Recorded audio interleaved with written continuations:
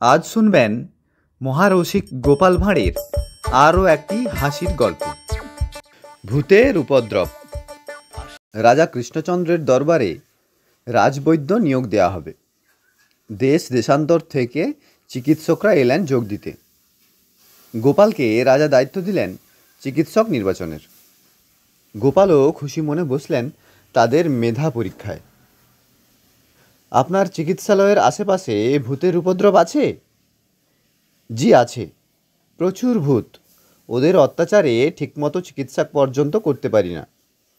দিন দিন ওদের সংখ্যা বাড়ছেই। এবার দ্বিতীয় চিকিৎসকের পালা।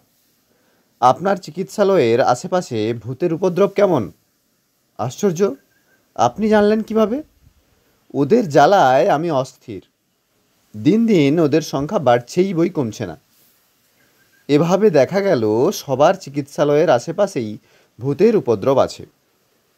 একজনকে শুধু পাওয়া গেল যার কোনো ভূত সংক্রান্ত ঝামেলা নেই। গোপাল তাকে রাজবৈদ্য নিয়োগ দিলেন। পরে দেখা গেল এই চিকিৎসকই সেরা। রাজাও খুশি। একদিন রাজা ধরলেন গোপালকে। গোপাল বললেন, আগে মহারাজ দেখুন, সবার চিকিৎসা কেন্দ্রের আশেপাশে ভূতের উপদ্রব শুধু বাড়ছে আর বাড়ছে। এর অর্থ হলো তাঁদের রোগী মরে আর ভূতের সংখ্যা বাড়ে। আর যাকে নিলাম তার ওখানে কোনো ভূতের উপদ্রব নেই, অর্থাৎ তার রোগী একজনও মরে না।